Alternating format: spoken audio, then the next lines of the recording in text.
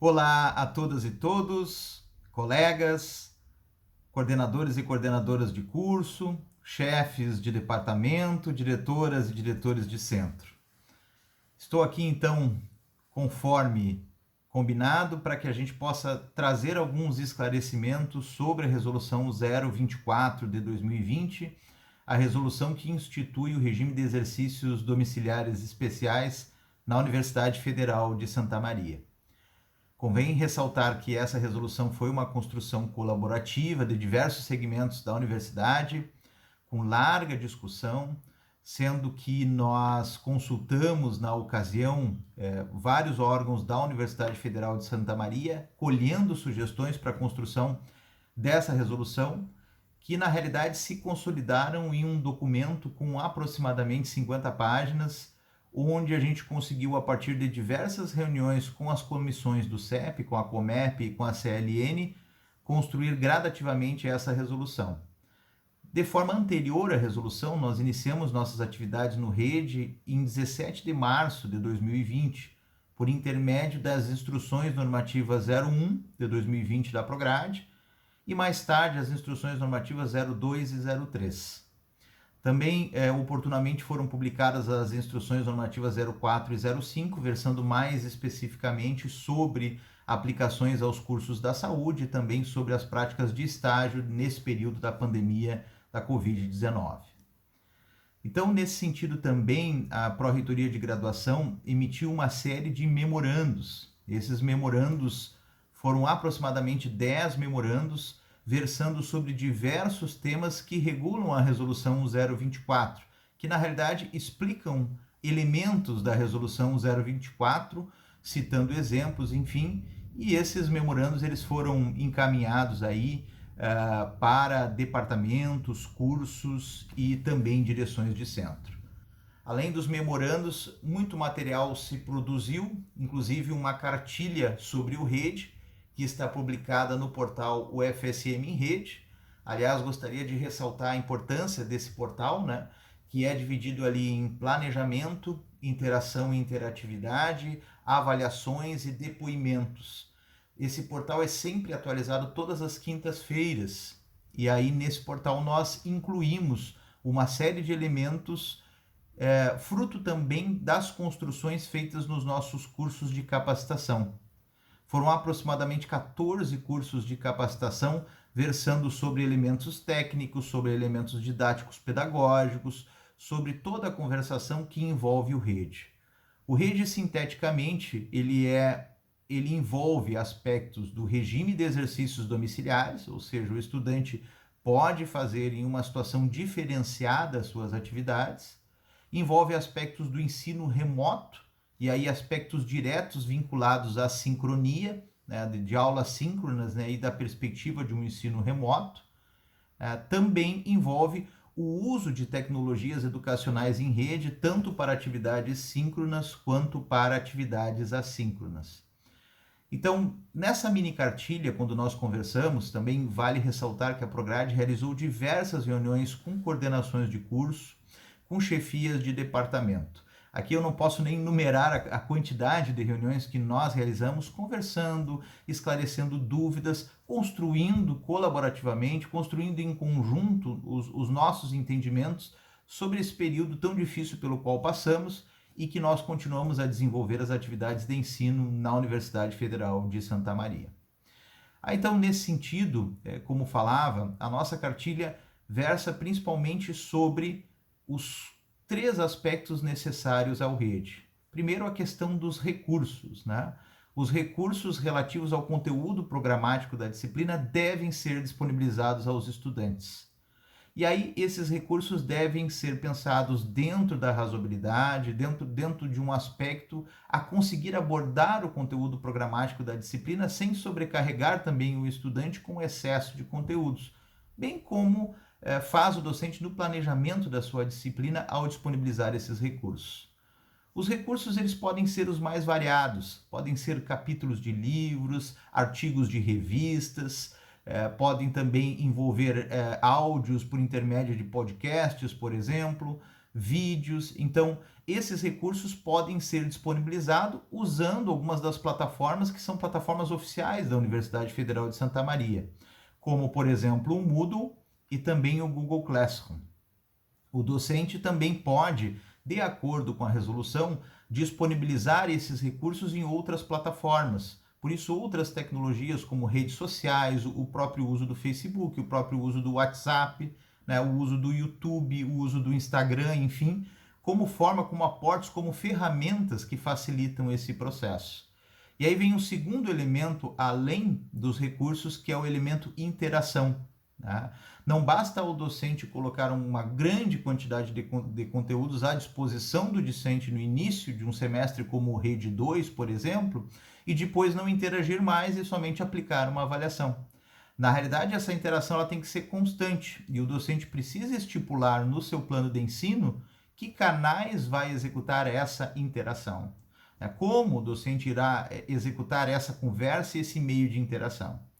Então, por exemplo, pode-se utilizar um grupo de WhatsApp da turma para conversar com a turma, para interagir com a turma, um fórum dentro do Moodle, as próprias ferramentas de mensagem dentro do Google Classroom, todas essas são formas de interação. Interação no sentido de que esse professor, ao passar o conteúdo, tanto de forma síncrona quanto assíncrona, precisa criar canais de interação para sanar as dúvidas. Então, cumpro agora o segundo elemento, né? Que seria o primeiro seria recursos, o segundo interação e o terceiro elemento que nós temos é as atividades avaliativas. Nesse sentido, as atividades avaliativas elas podem ser realizadas de diversas formas. O importante é que o docente também pense em não sobrecarregar o estudante com grandes quantidades de atividade avaliativa.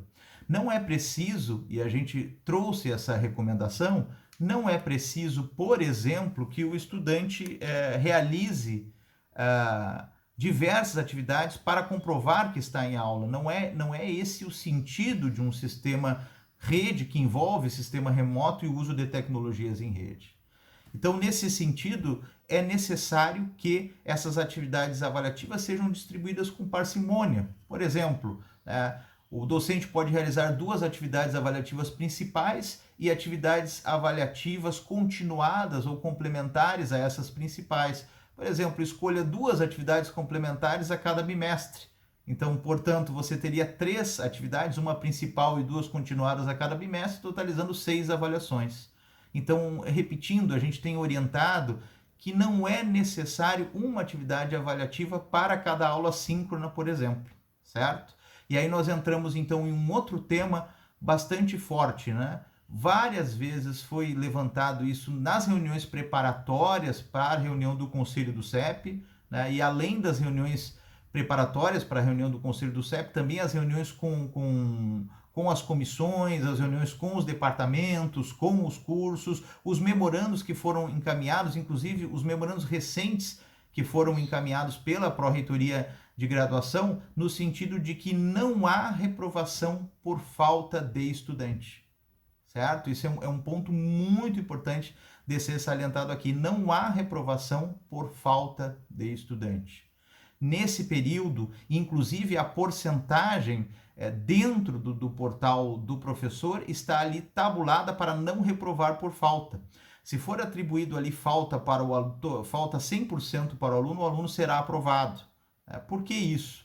Porque foi orientado, e aí nós temos os artigos específicos na resolução 024, que essas presenças que ali estão e nós não conseguimos retirar do sistema, em que pese o CPD evoluiu bastante no sentido de trazer para nós ferramentas importantes nesse período da pandemia, avançar em diversos sentidos, o portal do professor não pôde ser mexido nesse período em relação a esse aspecto de se retirar totalmente as presenças. Então vai aparecer ali o nome do aluno e vai aparecer aquela menção a presenças, certo? Então, da mesma forma que é feito na educação à distância, se deve ignorar esse fato e atentar principalmente para as avaliações. O importante é que o conteúdo programático seja ministrado e que as avaliações sejam realizadas, ou seja, o aluno será aprovado ou reprovado no Rede 2 pela realização das avaliações. Agora, não precisa se fazer uma interpretação extensiva e equivocada, colocando que o aluno deverá fazer, então, para cada aula síncrona uma avaliação. Isso é um excesso de avaliação que não é recomendado, certo?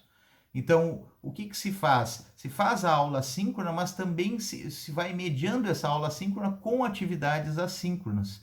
E aí entra um outro assunto importante também, é que, como nós temos por orientação dessa medida provisória que flexibiliza os dias letivos, né, então essa medida provisória altera temporariamente a Lei de Diretrizes e Bases e flexibiliza os dias letivos, em alguns dias da semana você não vai conseguir completar os 15 encontros, né? Então, o que acontece? O professor ele pode, em um dia da semana, onde ele ministra uma aula síncrona, lembrando que as aulas síncronas só podem ser ministradas exatamente no horário da sua disciplina. Então, se nessa semana ele ministra uma aula síncrona de 2 horas, e ele, além dessa aula síncrona, disponibiliza uma atividade assíncrona, ele pode registrar horas a mais naquele dia. Então, lá no sistema, no preenchimento do plano de ensino e também no próprio sistema do preenchimento do portal do professor, quando o professor for registrar, naquele dia, ao invés de 2 horas, ele vai registrar 4 horas, porque ele vai ter também a combinação de uma atividade assíncrona. Assim, o professor consegue registrar toda a carga horária da disciplina. O nosso sistema do portal do professor, ele funciona com o registro de toda a carga horária da disciplina.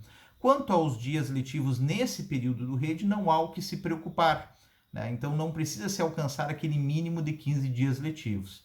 Todos esses elementos, eles constam na Resolução 024, constam nos memorandos encaminhados para chefias de departamento, coordenações de curso, direções de centro, e nós solicitamos o cumprimento dessas indicações para o bom andamento do nosso semestre, por intermédio desse segundo semestre, por intermédio do regime de exercícios domiciliares especiais.